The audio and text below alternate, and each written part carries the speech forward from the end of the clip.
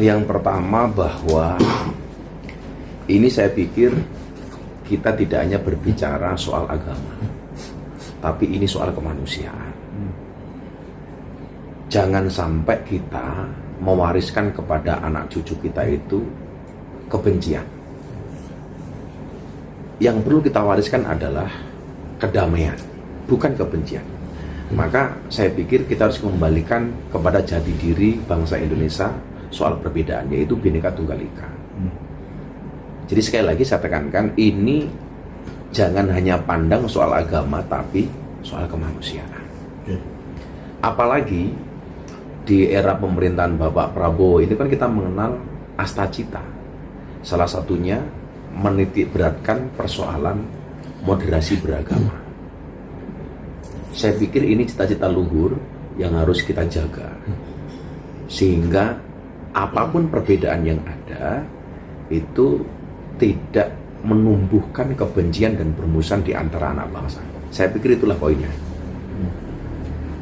Terus Pak, ini kan tadi ada statement soal ada cipta luhur dan juga ini sesuai dengan Pancasila ya Pak.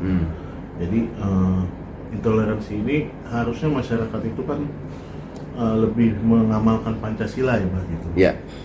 Kalau dari segi Pancasila itu dengan kenegaraan ini kayak gimana Pak? Soal mencampurkan agama dengan bernegara gitu. Sudah menjadi konsensus bersama ya bahwa Pancasila itu selaras dengan agama. Artinya tidak perlulah kemudian kita benturkan agama itu bertentangan dengan Pancasila atau sebaliknya Pancasila bertentangan dengan agama. Pendiri bangsa saya pikir ketika menciptakan Pancasila ini sudah dengan sangat-sangat luar biasa, sehingga perlu kiranya bagi kita untuk lebih memahami makna-makna yang terdapat di dalam Pancasila itu sendiri. Saya pikir dari masalah-masalah akhir ini yang sudah terjadi, ini memang dituntutlah tokoh agama dan tokoh masyarakat, tokoh adat ini untuk menjadi jembatan harmoni, untuk lebih mengkampanyekan soal pentingnya kerukunan. Kemudian yang selanjutnya, masyarakat sipil harus bangkit sebagai penjaga akal sehat. Hari ini kan banyak yang kemudian kehilangan akal sehat, sehingga melakukan tindakan-tindakan yang tidak bertanggung jawab. Dan yang selanjutnya juga, teman-teman media juga harus memihak pada nilai-nilai kemanusiaan, bukan nilai-nilai keviralan. Maka saya kan selalu menyampaikan hari ini, kebenaran fakta hari ini kalah dengan kebenaran framing. Disitulah peran media untuk menjaga kerukunan itu sendiri, sehingga teman-teman media itu mampu menjaga nilai-nilai kemanusiaan. Itu bagian dari memahami Pancasila.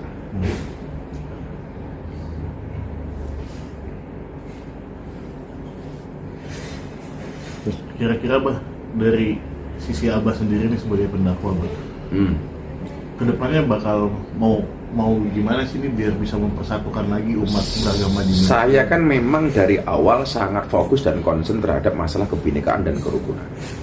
Makanya saya pikir hari ini Presiden dan pemerintah itu sangat berkomitmen menjaga bahwa rumah ibadah itu sebagai zona damai.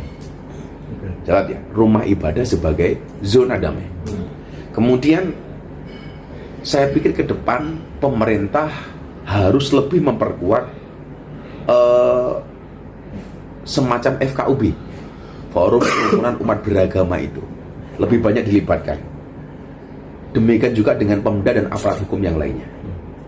Kemudian setiap ada laporan intoleransi, ini harus direspon secara cepat dan transparan, sehingga ke depan bisa meminimalisir kejadian-kejadian seperti ini. Terakhir mungkin begini yang ingin saya sampaikan ke kawan-kawan media ya, sebagai analogi soal kerukunan.